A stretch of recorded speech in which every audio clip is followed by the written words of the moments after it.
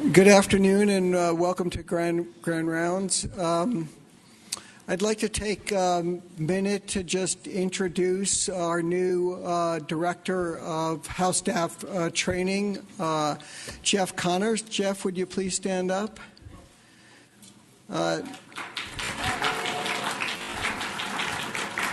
So Jeff's background is we recruited him from Yale University, where he was an associate professor and worked in the pulmonary division, was also an associate program director in the medical residency program, and developed some very innovative approaches to medical education. He just has all the right attributes to be an outstanding House Staff Training Director, and we're really fortunate to have him here. So thanks, Jeff, and welcome. We have a visiting speaker for Grand Rounds, Molly Carnes. Molly is a professor of medicine, psychiatry, and engineering at the University of Wisconsin. She's also the director of the Women's Health Center at the University of Wisconsin and has done a lot of work in not only women's health, but addressing issues related to barriers that many of us face in developing our careers. Molly received her bachelor's degree from the University of Michigan, then went on to receive her MD degree from University of Buffalo, State University of New York at Buffalo. And then did her house staff training at the University of Michigan, where she also was trained in geriatrics. Her research,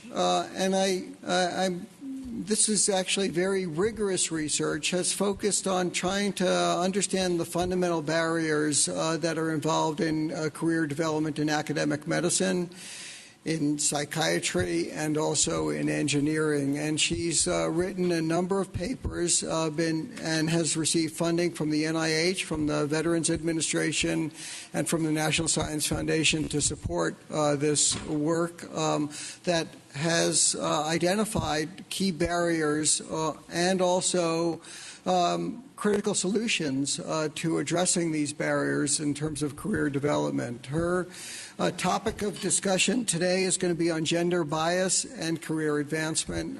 Please join me in welcoming Molly. Thank you. All right. Thank you, Dr. Schwartz. It's a pleasure to be here. Glad to see more people come to your Grand Rounds than our Grand Rounds. Don't tell my chair I said that. All right, let's see. So is this going to work? All right, let's see. Every button is different here. No? All right, Chief Resident return. I don't see the forward button. Oh, thank you. Oh, that was easy. Okay. It's stuck. Oh, it's stuck. It wasn't me. This is a trick you play on all your Grand Round speakers, right? All right, we're good. Wait, and is it this one then? No? Which one? Or I just push this? Get me going. Oh, all right. Okay. I would like to quickly acknowledge those who've contributed to some of the research I'll be presenting, and also to acknowledge those who have funded some of this research, including NIH and the National Science Foundation.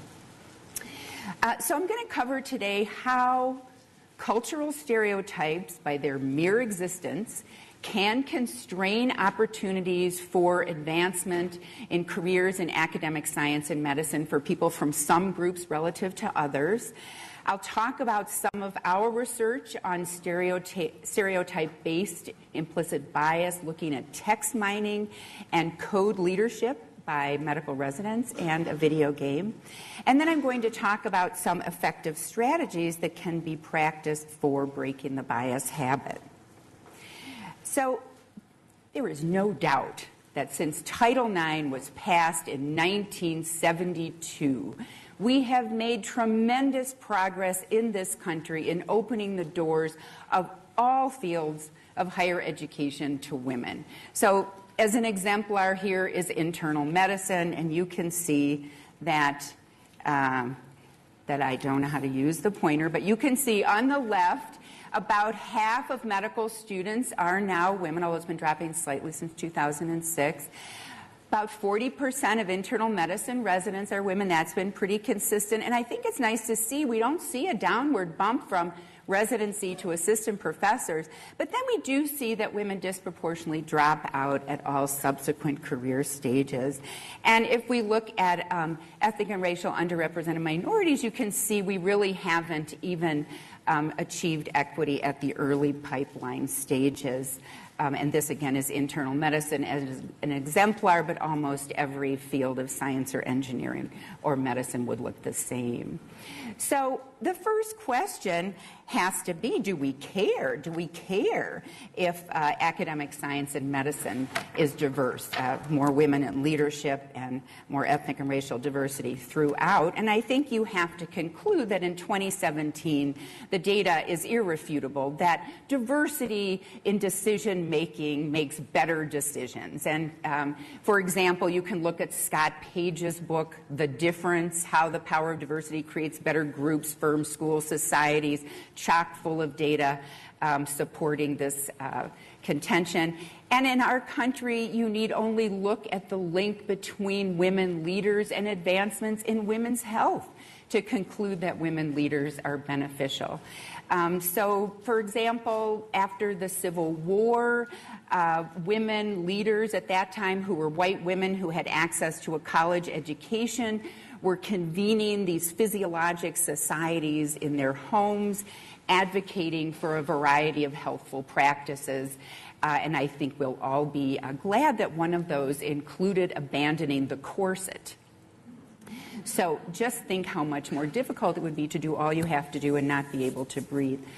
But then in more contemporary times, we have the example of the Women's Health Initiative, one of the largest clinical trials ever conducted, and probably did the most to improve women's health of any study in recent memory, because it showed that treating postmenopausal women with a combination of estrogen and progesterone actually wasn't very good for their health. We were about to put it in the water, but it turned out instead of reducing cardiovascular events, it increased cardiovascular events, it increased invasive breast cancer, it increased dementia. And so prescriptions for combination hormone therapy plummeted after that trial and probably saved the lives of a lot of women. And that trial would never have been done had Bernadine Healy not been the first and still only a woman director of the National Institutes of Health. Well, we also have a lot of research on leadership. And since we're saying, well, women drop out of the academic pipeline before they become leaders, it might be interesting to see, are there gender differences in the effectiveness of men and women when they lead? So there's a lot of research on leadership, and it is clear that across domains, whether it's the military or academics or education, the most effective style of leadership is called a transformational leadership style. So these are leaders who are able to inspire members of the organization to invest time and energy in the organization beyond their own self-interest. They give that discretionary effort to the organization. So if you are a leader in academic science or medicine, your institution is full of people who are knowledge workers, who are highly trained, who are very expensive. And if you are a leader who can inspire those people to give that discretionary effort to the institution, you are a very, very valuable leader. Is there any difference in the likelihood that men or women are transformational leaders? So Alice Egley is a social psychologist at Northwestern. She spent her entire academic career looking at gender and leadership issues. She did a meta-analysis of 45 studies a few years ago, looking at effectiveness in leadership by gender, and found essentially there is no difference in the effectiveness of male and female leaders. The effect sizes are minuscule. But when there are differences, women are significantly more likely to lead with a transformational leadership style.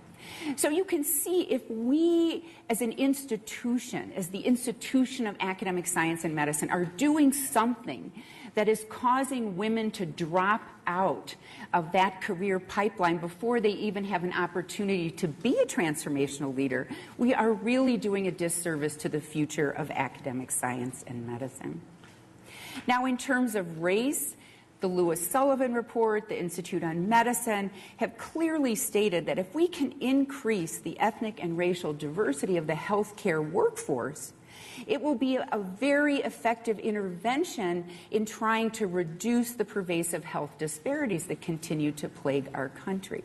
And some evidence for that includes the fact that black physicians show the least implicit bias among any physician group, and students from underrepresented ethnic and racial minority groups are more likely than white physicians to practice in underserved areas. So we should care. If we care, if all this research is there showing that diversity is good, if we all want to be fair and equitable people, we have to ask why, since Title IX was passed in 1972, have we not seen equilibration in all fields or all along that pipeline? And we have to recognize that contemporary prejudice research has identified two types of intergroup bias. So there are the explicit beliefs we may hold about groups of people. These are usually measured in surveys. We have a chance to think about what do we really believe and consciously choose our answer. And if you look at the responses to these national surveys that have been given over many decades, you would conclude, obviously with some clear examples that we haven't eliminated overt bias, you would still conclude from these surveys that bias in this country has decreased over the last 10, 20, 30, 40, 50 years. Gender bias, race bias, same-sex bias, religious bias. But what is still alive and well are these more implicit biases that are caused by kind of unconscious processes that occur in ways we may not be aware of, that simply happen because we know the content of stereotypes about groups of people. And if you don't believe that these implicit biases exist, I invite you all to go to the Harvard Project Implicit website. Many of you may have already done this. And you will have the opportunity to take implicit association tests, or IATs. Has anybody taken an IAT? Okay, great. All right, so a few of you didn't raise your hand. So let me just tell you how these work. They were developed by Tony Greenwald at the University of Washington. So on a computer screen, you are shown words or pictures, and you have to sort them as quickly as possible by pressing keys on your keyboard. And the words or pictures either align with a cultural stereotype or do not align with a cultural stereotype. And it turns out that the vast majority of us will much more quickly link the words or pictures when they do align with a stereotype than when they don't. And the difference in milliseconds in that timing is a measure of your implicit bias. And if you take some of these, if you're like me, you will find it very humbling. I have all kinds of biases. It scares me. But it turns out it's not just an interesting exercise in taking these little tests. These implicit biases in some settings actually are predictors of our behavior, and sometimes they more strongly predict our behavior than our explicit beliefs, even when they are at odds. And it turns out that these implicit biases are a major factor in preventing diversity in academic science and medicine and in preventing health equity. But they do function as habits. The behavioral outcome of these implicit bias functions as a habit and therefore can be broken. All right, so let's talk about that. Let's talk about habits of mind for a moment. Habits of mind usually serve us very well, but they are subject to error and they can fail our conscious intentions. So we know that they serve us very well because as physicians, we can be given very little information and make very quick decisions, right? That's a good thing. Or, you know, I don't have to test a podium every time to make sure it's going to hold my weight. I know it's going to hold my weight. So these habits of mine usually serve us well. But let me show you how they can be subject to error by using an example in the object perception world. So some of you who've been to my other talks since I've been at University of Colorado have seen this little exercise, but some of you may not have. Do these tabletops appear to be the same size and shape to anyone? I've been looking at these for years. They do not appear to be the same size and shape, but they are. And so just to prove that to you, I'm going to highlight this. I just did this with PowerPoint, drew a little highlight. I'm going to move it over, and I'm going to turn it around. And I'm sure that does not convince anyone. You think I have done some sleight of computer. So I have this very high-tech overhead. I hope you can all see this, and I am just going to do the same thing. I'm going to spin that tabletop around, or I guess I'm spinning it this way. And you can see, in fact, these tabletops are the exact same size and shape. But you have a lifetime of experience establishing a habit of mind interpreting these tabletops in a three-dimensional environment where it would be useful to know that they would not be the same size and shape, if you're trying to move one through a door. But those habits of mind, which may be useful in a three-dimensional environment, actually prevent you from correctly interpreting these tabletops in a two-dimensional portrayal. All right, habits of mind subject to error. Habits of mind can also fail our conscious intentions. And to demonstrate that to you, it's going to require a little audience participation. Some of you may be familiar with the Stroop color naming task. I am going to put up very quickly a series of words. I want you to ignore what the word says, ignore the content of the word, and call out as quickly as you can the color of the font, okay? Ignore the content of the word, call out as quickly as you can the color of ink in which the word is written. On your mark, get set, go. Great. Trivially easy, right? Great. All right, now, exact same instruction. I want you to ignore the content of the word, call out as quickly as you can the color of ink in which the word is written as I put up these words. On your mark, get set, go.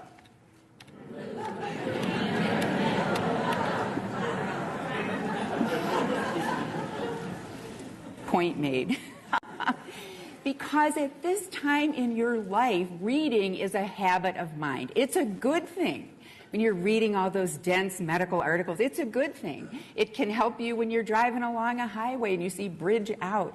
But you can see how easily this habit of mind of reading English failed your conscious intention, which was to ignore the content of the word and call out the color of ink. And these same kinds of habits of mind that can be subject to error in an object perception world, like with those tables, or fail your conscious intentions, as with the Stroop naming task, can do the same thing in a social world when you are interacting with people. All right, so let's talk about gender stereotypes. Assumptions about men and women are widely shared and deeply pervasive in our culture. And even if you do not believe gender exists as a binary, even if you think it exists as a much more nuanced continuum, you still know the content of stereotypes about men and women. Oops. Oh, mine went away. Oh. Press the screen to wake it up. I put the screen asleep. That's pretty bad. I hope I'm not putting you asleep. All right, so just to make this point, could you please call out some common stereotypes about men? Call them loud so I can hear them. Strong, okay. Tall, okay. Strong, tall. Stubborn, okay. And somebody was saying something else. I missed it. But don't ask for directions. Did you hear how everybody laughed when you said that? Humor is a social process. It depends on shared knowledge. That means everybody knew that was part of the content of a stereotype about men. So we know the content of stereotypes about men, whether we believe them or not. And these are some: decisive, authoritative, strong, that came up, assertive, logical, independent, willing to take risks. So we know these. And generally, these are referred to as agentic traits and behaviors. They require agency, they are action-oriented. All right, well, what about women? What are some common cultural stereotypes about women? Nurturing, all right? Emotional. One more. Talkative. Okay, right? So we know these are indeed part of the content of stereotypes about women, and research shows this over and over again. If you ask groups of people, what do you think are, not what you believe, but what do you think society shows are stereotypes? These come up over and over again. These are widely shared throughout society. So nurturing came up: gentle, supportive, good at relationships, emotional, dependent. And these are generally referred to as communal traits and behaviors. Agentic traits and behaviors more strongly stereotypically linked to men. Communal traits and behaviors more strongly stereotypically linked to women. All right, so how does the mere existence of these stereotypes differentially impact Jack and Jill as they are moving into science or medicine? They can affect the way Jack and Jill, or Jack or Jill, are evaluated for or evaluated in positions that are more strongly linked to men, which would include science, medicine, leader. Because for Jill, there's sort of this lack of fit. If we implicitly think she's communal, and we implicitly think that to succeed as a scientist requires agentic behaviors, or to succeed as an independent investigator requires agentic behaviors, Jack is afforded a fit in the way that Jill is not. In addition to this lack of fit, and perhaps because of it, we also can show experimentally over and over, this is not my work but the work of others, that when Jill is being evaluated for or evaluated in a position that has historically been occupied by men, a highly agentic position, she must provide evaluators a higher level of proof of her performance before she will be deemed as competent as Jack being evaluated in the same job. She has to provide a higher level of confirmatory information to be deemed competent. We also know that it doesn't work to just say, well, come on, Jill, man up. Just act like Jack. Things will be fine. That does not necessarily work because these stereotypes create gender rules. And if Jill just behaves too agentically, she will break these gender rules, she will violate gender norms, and she will probably be called things that are not particularly flattering, like bossy or domineering, or other things. So I've been interested, if you look overall at fields of medicine, not internal medicine, but medicine writ large, how I should mention also, we know that gender and status are tightly conflated. So in our society, men and things associated with men are associated with higher status things, and women and things associated with women are lower status. Just like white skin is higher status than skins of color. It's a diffuse status cue. So it's usually whenever there's high status, we tend to see more men. Lower status, we tend to see more women. And that is exactly what we see in the fields of medicine. So if you look at our most agentic specialties, if you will, neurosurgery, orthopedics, urology, mostly men, relatively few women. And as women enter these fields, they're relegated to care of women's body parts. As women entered radiology, they became the mammographers. As women entered general surgery, they became the breast surgeons. Lower rank, non-tenured, more likely to be doing service or education rather than the agentic high-status research. If we look at our communal specialties, pediatrics, family medicine, lots of women, over 50% women, relatively low status, low pay. And the men in these fields tend to sort of subtly be socialized to rise to the agentic position, even within these communal specialties. So relatively overrepresented as chairs in subspecialties, anything related to surgery, and more likely to be doing research than teaching. All right, so internal medicine, we are like the pig in the boa constrictor. I mean, we are 1 out of 5 physicians. And so we have the whole spectrum from agentic to communal, right? So our most communal subspecialties, general internal medicine, geriatrics, lots and lots of women. Our most agentic specialty, interventional cardiology. 7% women, hasn't changed for about 20 years. And even there, EP cardiology, 4% women, which is lower than some of the subspecialties of orthopedics. And if we use salary as a marker for status, it's interesting to see that there is a very clear correlation between status and salary, even within internal medicine. All right, so I've been very interested in, where does the subtle socialization begin? How did we wind up with that slide that was on red with so much sex segregation in our specialties of medicine? And so I've been increasingly interested in analyzing the text that evaluators write at critical junctures in an academic career. It's sort of a window into their thought processes. And one of the first studies we did in this area, I did with Jocelyn Chertoff at Dartmouth, and we looked at the medical student performance evaluations, the MSPEs, for about 300 medical students applying to a competitive diagnostic radiology residency at Dartmouth.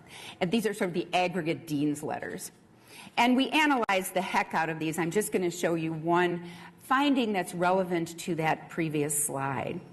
So when we looked at the factor analysis for family medicine, a very communal specialty, I would say overall in analyzing these letters, we found subtle but significant differences by gender of the student and also by gender of the writer. But in this particular instance, looking at family medicine, only for female students with female authors did family medicine correlate with standout adjectives like excellent, superior, exceptional. When male students were being written about by male authors, family medicine was mentioned so rarely it did not even load significantly on the factors. And when female authors were writing about male students, family medicine negatively correlated with ability and insight. So we went back in and more qualitatively dissected. What does this mean? How are these words being used? And so let me just show you these 2 examples. I don't think I have a pointer, but you can read them. So one female author writing about a male student wrote, "He really surprised us. He is an exceptional student in family medicine." So now that I've told you about this sort of lack of fit and this role congruity, you can see where this element of surprise comes from, because family medicine is a communal specialty. He's implicitly assumed to be agentic. Oh, he did well in this communal specialty. Another one, although he received highest honors on his family medicine rotation, surely his finest performance was on surgery. You can almost feel the cognitive relief. Thank goodness Jack did well in surgery and not just in family medicine. And she went on to write, "He was outstanding. He spoke with families. He got consent forms signed, and he was extremely aggressive." Now, these are descriptors I can almost guarantee you would not be viewed favorably if they were written about Jill.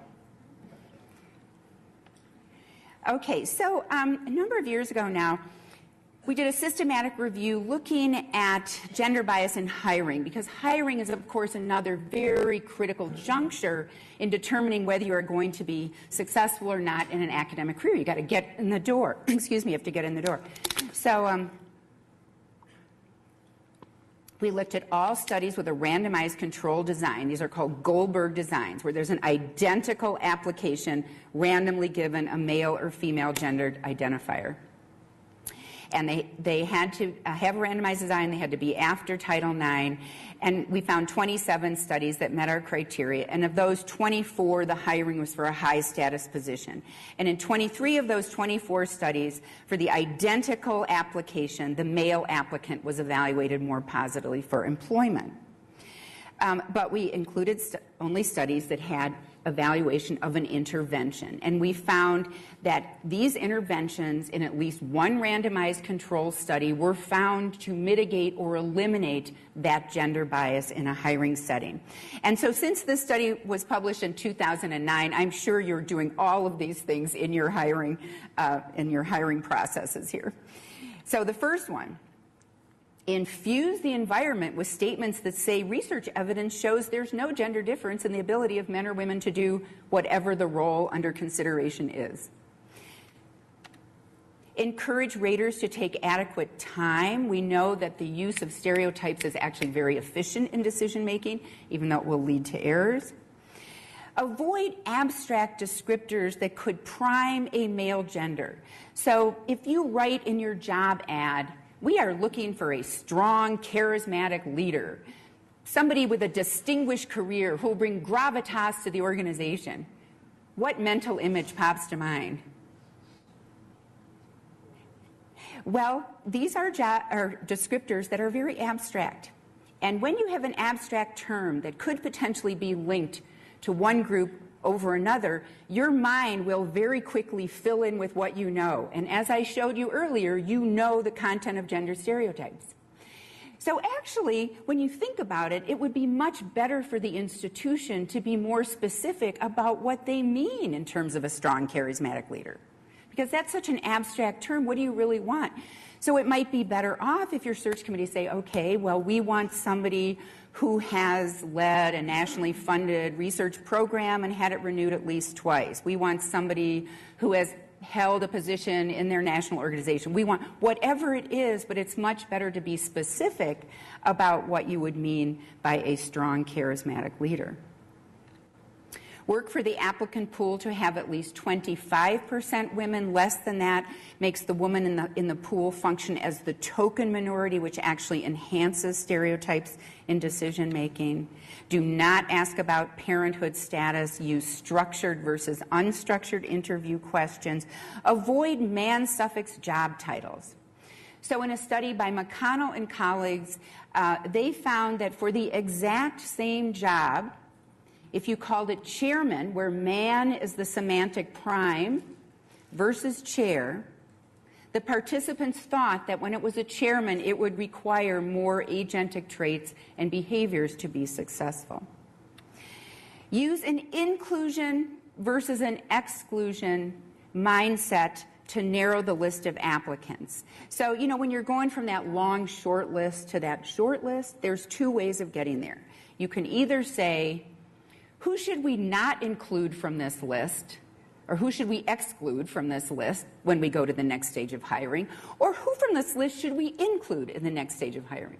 Now, statistically, you would think that would get you to the same place, but there is a large body of research and decision analysis showing that the inclusion mindset every time will give you a shorter, more individuated list that is less likely to be influenced by stereotypic assumptions.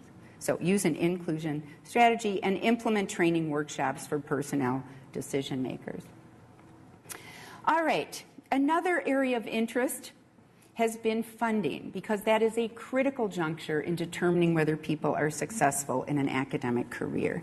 And we have wondered whether these kinds of implicit biases based on group stereotypes could potentially account for the data from Donna Ginther.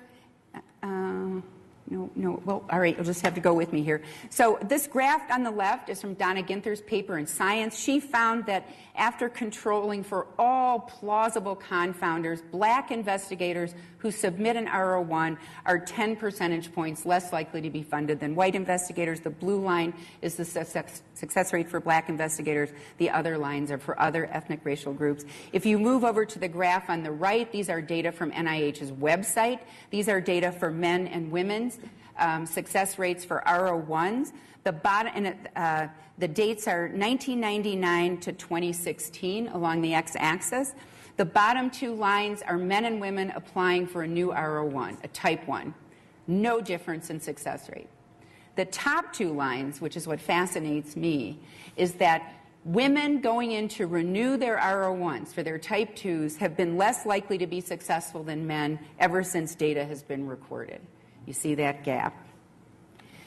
So I've been interested, again, in exploring this by looking at the written critiques that reviewers write when they evaluate an R01 to see if there's any gender differences. And our first foray into this used a R01 critiques from investigators at the University of Wisconsin who were funded in 2008 with at least one unsuccessful grant before that. And there was a lot more free text in 2008.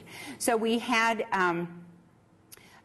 over 400 grant reviews from 65 investigators, and we found that for the same score, the critiques of women's R01s contain significantly more standout adjectives like excellent, outstanding, exceptional, whereas men's critiques contain significantly more negative descriptors, unfocused, illogical descriptors, of course, we never want to see in our grants.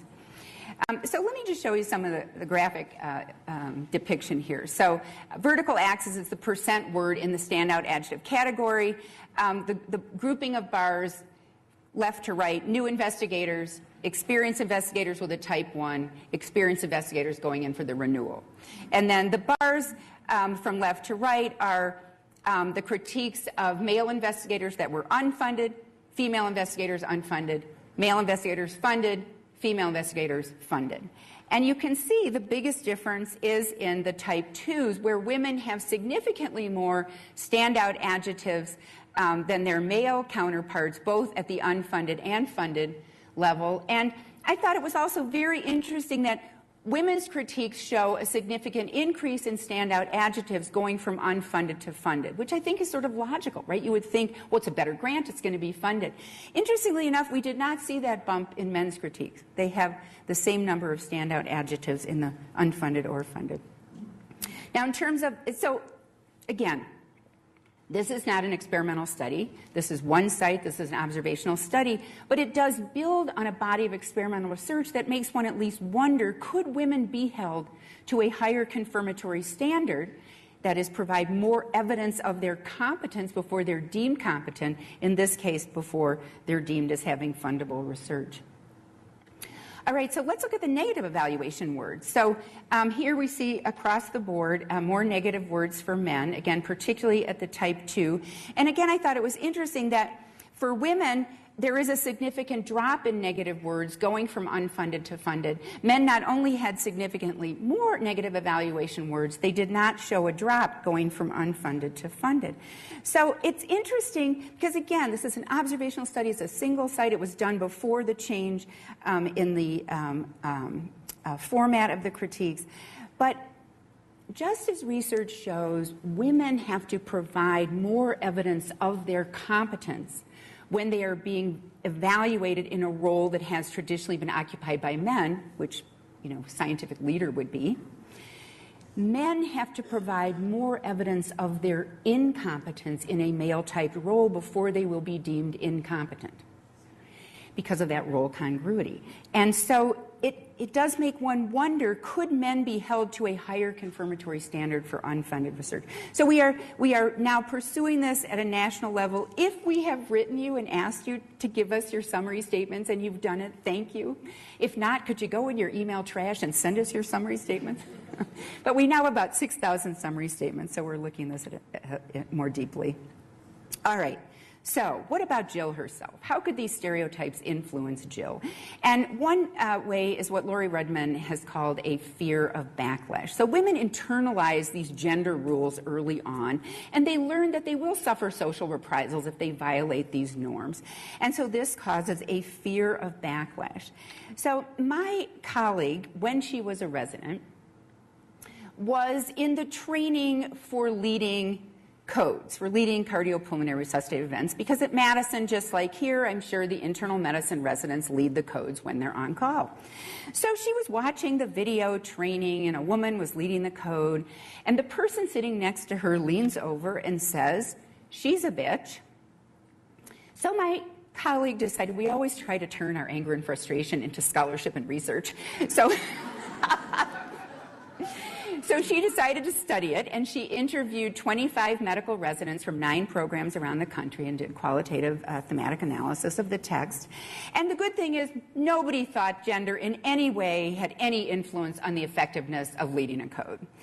And just as we thought, across the board, people describe the ideal code leader. Now, no transformational leaders here. This is a very directive leadership style that people described as needed in this situation. They describe the leader in highly agentic terms. The code leader has to be assertive, have an authoritative presence, have a loud, deep voice, be tall, control the room, very agentic terms. And just as we surmised, the need to behave in this very counter-normative way was actually stressful for many of the female residents. So they said things like, I just felt kind of bad yelling at people.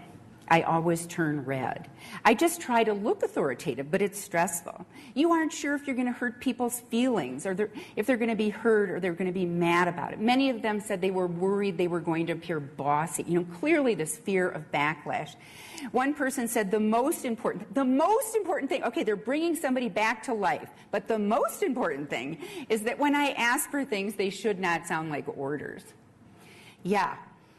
The good thing is the residents on their own had come up with very effective strategies to allow them to integrate these conflicting identities of being socialized as a woman in this culture and having to lead in this very agentic masculine way.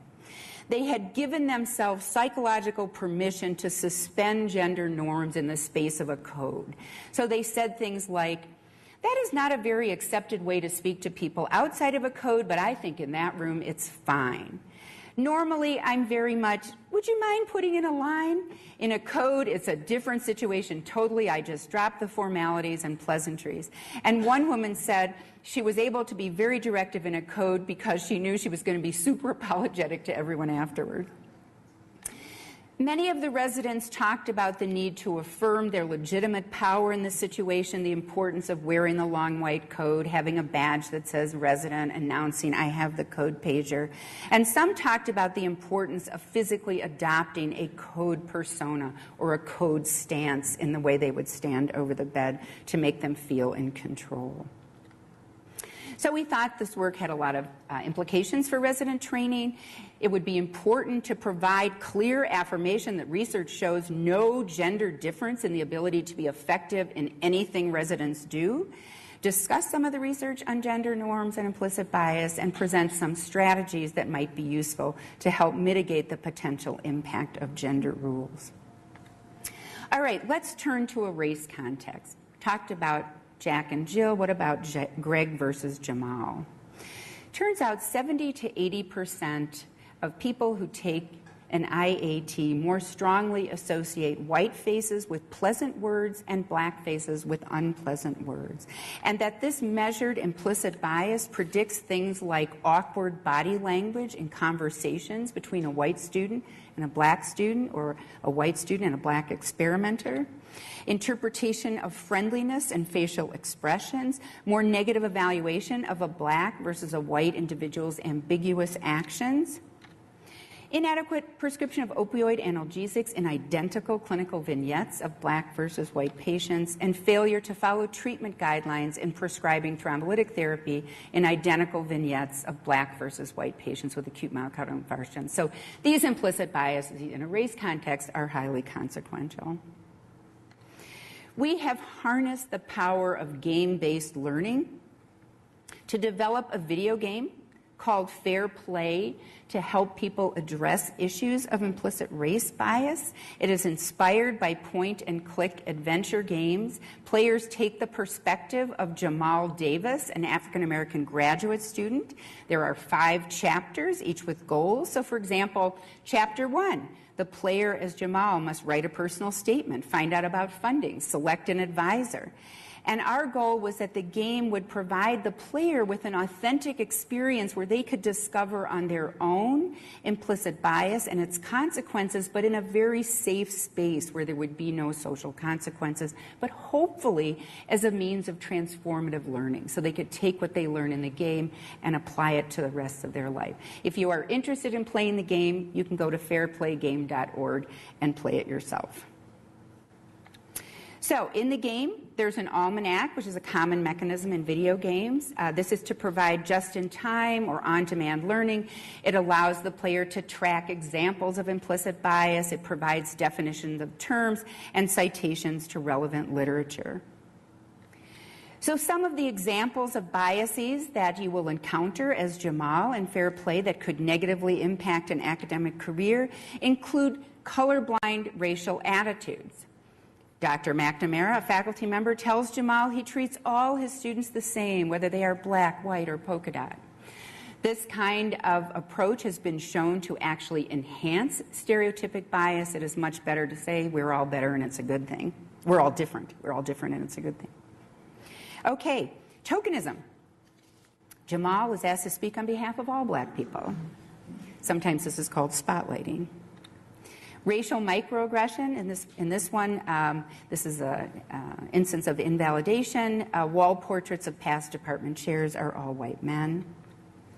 And status leveling. Lucas, a graduate student, assumes Jamal is a caterer rather than an incoming graduate student at the orientation picnic. So if this works, I'm just going to show you that little clip. This is status leveling. And, all right, usually on mine there's a little arrow here. Well, maybe not. Well, if this was working, you would see that, nope. You would see a little music in the background. This is actually sort of the terrace at UW-Madison, if you've ever been there. And it's the orientation picnic for graduate students, and you would see Jamal walk up to Lucas, and Lucas says to him, is there any soda in the back? And he says, oh, I thought you were a caterer, not one of the incoming graduate students. So in the game, as you play, there are yellow stars above the people that Jamal must talk to. And whenever a bias incident occurs, there's a little red exclamation point that comes up with a sound. Oh, thank you. Oh, now you're going to see if I described it right. I was looking for that earlier. It was in the drawer. Hey, do you know if there's any soda in the back? Oh, you're not a caterer? Sorry, I thought you were part of the catering crew. So you must be a new grad student then. I'm Lucas. See you around. All right, thank you very much. All right, so that just gives you a taste of it. But possible uses of fair play, and we actually now have an IPERT grant from NIH. We're using this for dissemination, but to initiate discussions of sensitive race topics, of bias, to introduce bias literacy. We know from research on organizational change that people have to have a common language to talk about and solve common problems, just like we have to teach medical students to recognize signs and symptoms in order to label, in order to diagnose a disease, in order to talk about it. It's the same with bias. And it also promotes perspective taking, which is a very potent intervention in promoting positive interracial interactions. All right. So back to breaking the bias habit for the last 5 minutes.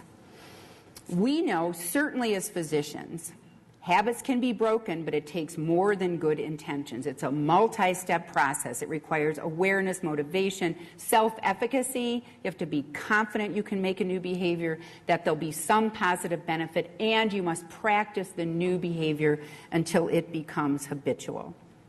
So we had an opportunity with an NIH R01 to develop a 2.5-hour workshop incorporating strategies of behavioral change. We randomly allocated 46 departments to receive that workshop and 46 departments to be controls. And we measured before the workshop and at 3 days and 3 months after the workshop by questionnaires, questions that basically assessed those previous stages of change on that last slide. An important part of the workshop was giving faculty specific strategies they could practice, again, based on research evidence. These were stereotype replacement, that is at least intentionally recognizing when you see a stereotype, when you're thinking in a stereotype way. Identify it as a stereotype, challenge it with real data, counter stereotype imaging, imagining in detail counter stereotype exemplars. a strong, powerful woman leader, an African-American scientist. Individuating rather than generalizing, getting in the habit of seeing people as individuals, diversity within diversity, if you will. Perspective taking, as I mentioned, this is metaphorically putting yourselves in the shoes of a person in a stereotyped disadvantaged group, and increasing opportunities for contact with positive counter-stereotype exemplars. We also told the faculty about two strategies that don't work. Stereotype suppression, as I mentioned in the game. You know, I'm colorblind, I'm race blind, I won't think about stereotypes. This results in stereotype rebound and increases the influence of stereotypes on behaviors, and having too strong a belief in one's personal objectivity. You can show experimentally that the people who say, I have no biases, will give the most biased evaluation. So what did we find? At 3 days or 3 months, we found that faculty in the departments that received the Breaking the Bias Habit workshop were significantly more likely to be aware of their own biases, be motivated to engage in gender equity promoting activities, felt confident that they could do so, self-efficacy, little positive outcome expectations, but importantly at 3 months on a regular basis, they were significantly more likely to say they were engaging in these activities. We also looked at department climate, pulling measures from a survey. We pulled our 92 units out of that survey that goes to all faculty on campus, and found that both male and female faculty in the experimental departments were significantly more likely to say they felt their research was valued, they felt they fit in their department, and they felt comfortable raising personal or family issues, even if they conflicted with departmental activities. We've now had an opportunity about 3 years later to look at hiring patterns in the control versus the experimental departments, and we found that the experimental departments have hired significantly more women faculty. I hope you can follow these bars. Oops. I should just stick with my fingers. Uh-oh. All right, here we go. You'll have to go with me. See that big red bar? Okay, that's the experimental department after the intervention. You can see there's no change in the percent women faculty hired in the control departments. Basically, this wound up with about 20 more women faculty coming to the campus of UW-Madison. We also saw consistent patterns for non-white faculty and for underrepresented minority faculty, but the focus of the workshop was on gender, and these numbers were very small and not significant. So, summary and conclusions. Cultural stereotypes about race and gender lead to subtle, unintentional advantages in academic career advancement for Jack and Greg that are not afforded to Jill or Jamal. Stereotype-based bias is a habit. It can be broken, but it is going to require more than just good intentions. Just saying I have bias, not enough. Breaking the bias habit, however, did improve department climate for everyone and increase the hiring of women faculty, at least at one institution. I'll be happy to answer questions.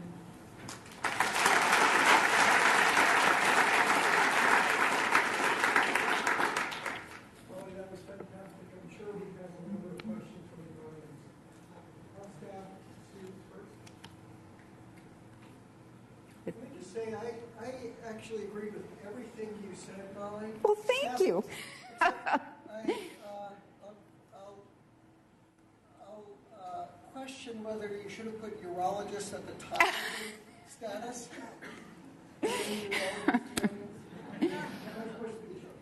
Well, to be fair, I didn't do any measure. I didn't ask people who do you think is the most agentic or communal. I really did just put that one off the top of my head. I would be happy to add urology.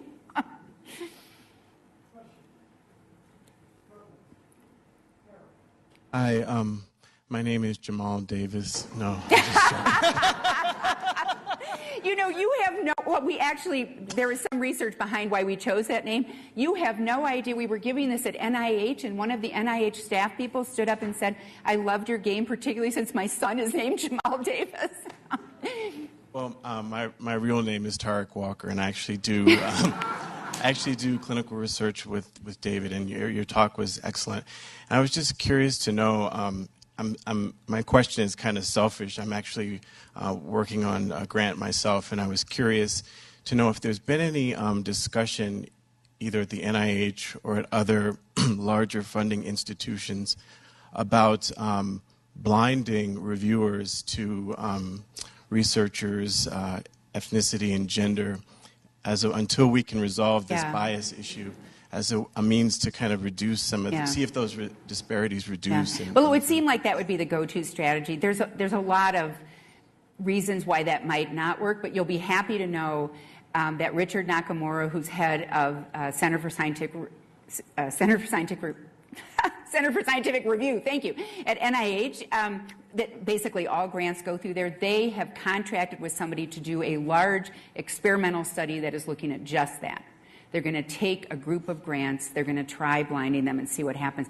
There's a lot of reason to think that because there's so much individuating information in a grant, and it takes trivial amounts of information to call forth the entire stereotype. You know, so you heard I was from Wisconsin. Everything you think about people from Wisconsin probably came to mind just hearing that I was from, right? You assumed I like, you know, cheese, beer, the Green Bay Packers, right? You don't even know me. But the same thing happens on a grant. If there's anything, you know, that, if the institution's located in Boston, you know, and because human minds, they have this inexorable desire to categorize. And so they are looking for that information to make them categorize. So on my side, I think there's a lot of theoretical reasons why that wouldn't work, but because it is always the thing people say, NIH has got to try it. So they are indeed trying that. Other questions? Open it up to the entire audience. Give me a minute to bring the mic down.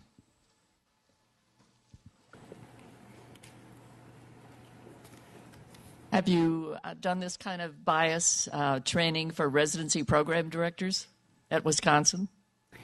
Well, my husband is the residency program director, so a little bit. Well, did you engage it? But we did have an internal education grant, and we did develop, my colleague, actually the same one who did the code leadership work is now on faculty, and she got an education grant to take our workshop and develop something for the residents. So now that is incorporated into their second-year curriculum. Problem was there's so few residents, we have to collect data year by year by year. I think by year 5 we may have enough to actually say something. But yes, thank you. It is in our residency curriculum now.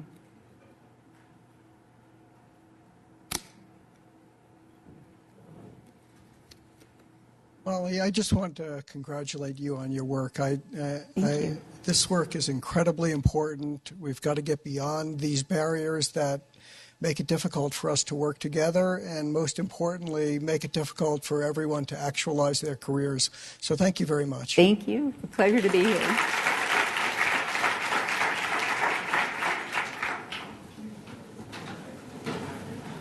Yeah, sorry, I had a little trouble with the AV, but it seemed to work. Whoops. Yeah,